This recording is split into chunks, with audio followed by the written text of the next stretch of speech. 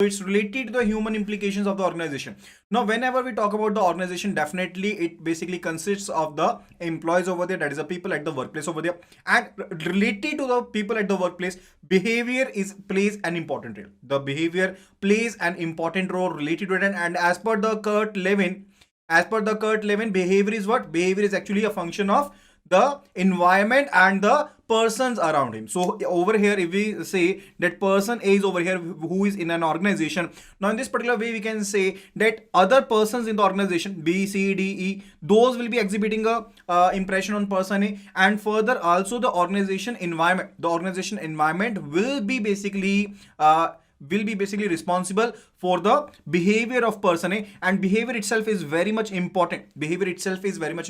So if I am an employee in the organization, how I am behaving in the team itself, how I am behaving individually, how I am behaving in the organization itself, definitely it plays a very vital role. Okay, so there are different factors associated with the behavior itself. Let us have a look at those particular factors. First of all, it is related to environmental factor. When we consider the environmental factor, it is actually related with the external factor. Okay, so when we are talking about environment, it's basically related to atmosphere around us. It is basically the atmosphere around us. It may be related to the political issues. It may be related to the social issues. It may be related to any of the economic issues too, or the economic scenarios too, that basically do affect our behavior itself, that how we will be behaving in that particular environment. That is the main purpose, that is the main cause over there that we need to check over there. That is the factor, that is the first factor that we read about, that is the environmental factor. The second factor, it is a personal factor. It's my personal choice now, that how I am behaving, that how I'm going to behave. It is dependent upon that it may be related to my age, it may be related to my gender, it may be related to how educated I am, it may be related to my skills, my marital status, and the number of the things go on over there. That is related to the personal factor. So whatsoever it is related to my individuality, that is the personal factors. Okay, so when we ever talk about the environmental factor, that is related to the external factor, and when we talk about the personal factor, it is basically something related to my own. Okay, the third factor in this is related to the organizational factor. It is related to that what facilities are available.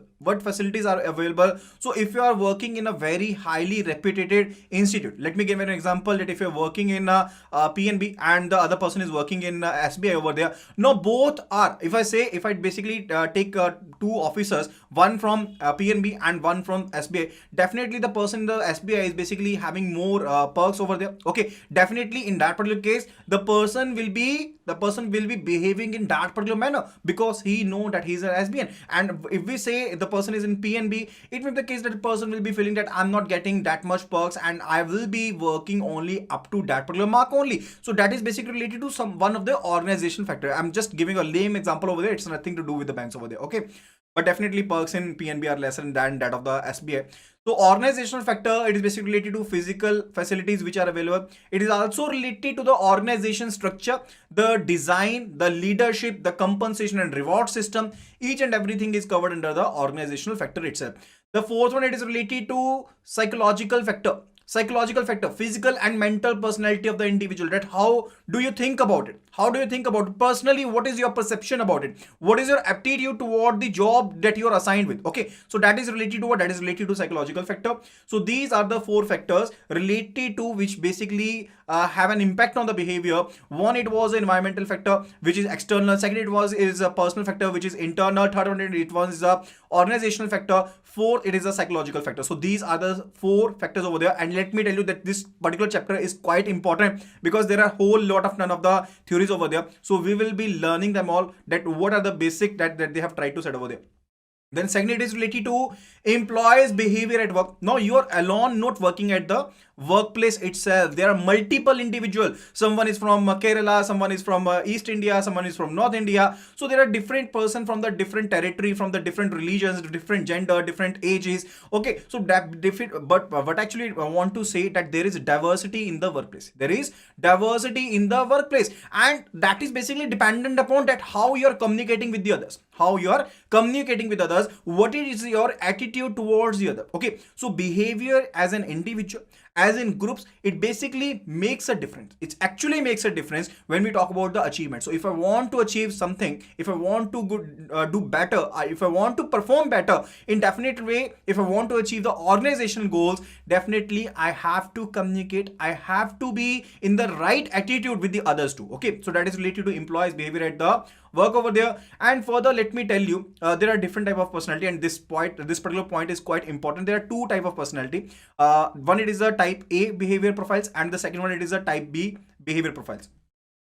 Now this was basically as per the Friedman. This was as per basically Friedman, Meyer, and Ray's Roseman. These person characterize that person who are having the type A behavior profile. The persons who are having the type A behavior profile, those are restless, those are restless by nature. Though they want to actually do much more in a very little time, they want to do a much more in very little time. They are impatient, they are multitasker. They will not be basically prioritizing their work, they will be simply be doing the work right away. They want to do maximum of the work in the minimum of the time. Okay, that is the basically characteristics. And also related to try to do more in less time, normally start another thing before completing of one thing. So they will not be completing one task and will be starting with the other. They are multitaskers. Okay, and often display nervous gestures. They are nervous, they are basically, if you just look at their desk now, the managers with type A profile over there is basically, if you look at their desk, it is untidy, it's not clear rated. They definitely mess up with their goods over there, they just lose them also, and they blame others for the same. They blame others for the same. So characteristics that you need to learn, that is first of all type A profile persons over there. One, it is related to they are restless, they are restless, they are impatient, they are not prioritizing their task. Before completion of one task, they start the other one. Their desk is untidy. These are the characteristics of type A profile over there. And further, it is related to type B profile. Now type B persons are easygoing, they just do not give it a hell what they were doing or not. They just prioritize their task. So what's more important, they will be doing that particularly. So such managers are systematic, they are systematic, they are methodological, and also they are relaxed about the time pressure. They are relaxed about the time pressure. They are less competitive but more philosophical, okay, so that is related to type B characteristics. So you know, can just now comment what type of a person you are, type A person or type B person. Okay, just do let me know. Then further, this point is quite important, because last year there was a case study which was basically asked upon this particular question itself, this particular concept, that is type A and type B. So you must pay attention to it. Okay, so next it is related to Erik Erikson. So Erik Erikson actually basically he identified 8 developmental stages, and further he explained the personality by way of these 8 development stages. Now what those 8 developmental stages are, let us have a look at it. Okay, so it's basically a comparison between the two. First stage, it is a trust versus mistrust. Trust versus mistrust. Let's take the case that you are new to the job itself, you have just joined right now, and further when you just join, you're dependent upon the others. You're basically dependent upon the others now, because you do not know that how to fill the vouchers, you do not know how to use the different CBS commands over there. You are basically a beginner, and you need a guidance from the others. And based upon that, you basically develop a feeling related to you trust someone and you do not trust someone. That is related to stage 1, that is a trust versus mistrust. The second stage, it is related to autonomy versus shame and doubt. Now when you're working in the workplace itself, definitely it may be the case that we may fail, and when we fail, we definitely feel ashamed that we were provided with some duties over there, and we failed in that, and we start doubting our capabilities. Let me give an example.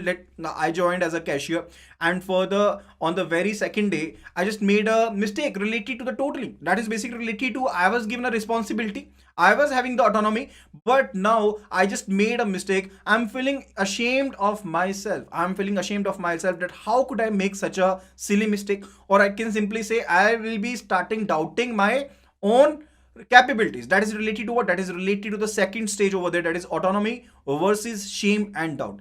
The third stage, it is related to initiative versus the guilt.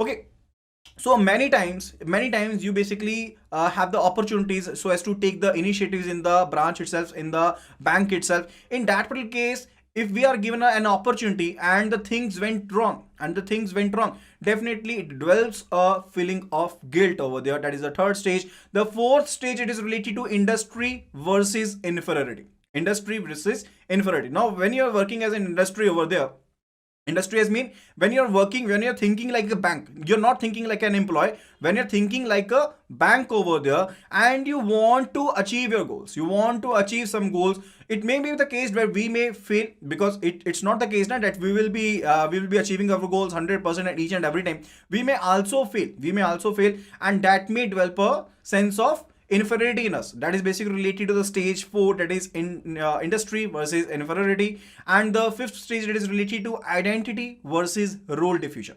So when you're working in a branch, you got a identity, over there. Identity, what it means actually, you basically are to prove yourself, you have to prove yourself that you're a performer. And as I told you, it's not 100% case that you will be a performer each and every time. And this may be lead to that you have no identity in the bank itself, when you are not able to perform the given tasks, or you're not able to achieve the given tasks over there. That is related to the stage 5. Stage 6, it is related to intimacy versus isolation. Now at the workplace itself, you come across different colleagues, different subordinates, customers over there, and you basically develop new networks, new connections over there. At times when you're not basically maintaining your connections, you're not basically having connections with the others, in that case you feel isolated. Actually, it is basically related to versa versus case over there. When you're feeling something, it may be the case the other person is feeling. So if you're an achiever, you'll be feeling that way. But if you're not achiever, in that case, what you will be feeling, that is related to that. Okay. And the seventh stage, it is related to growth versus stagnation. So now in organization, one reaches mid-career and is expected to develop the others. When you're acting as a mentor, when you're a senior managerial level, and you are to basically mentor others. In that particular case, if you're not doing so, if you're not able to actually, if you're not basically actually able to impart your knowledge to others, or give some knowledge to others, in that particular case, you'll be feeling like that you have reached the stagnation, that you are in the situation of stagnation over there. Stage 8 over there, that is related to integrity versus despair. So near the retirement point, now it may be the case that you will be experiencing a high sense of self-worth, that your job was fruitful, you worked for 30 or 35 years in an institute, and you have gave your 100%. That will be a self-satisfaction, that you're self-worthing yourself. But in the opposite scenario, you may be considering yourself worthless. That is related to the 8th stage over there. Let me repeat these all stages. I will be just repeating the titles over there. First stage, it is related to the trust versus mistrust. Second, autonomy versus shame and doubt. Third, it is related to initiative versus guilt, industry versus inferiority, identity versus role diffusion, intimacy versus isolation, growth versus stagnation, and integrity versus the despair. So you must be aware of all these stages over there. Further, it can be asked in the question itself that how many stages were there, and further which stage is not properly matched. So such type of questions can be asked in the exam itself. So you must have just an idea related to that. Okay.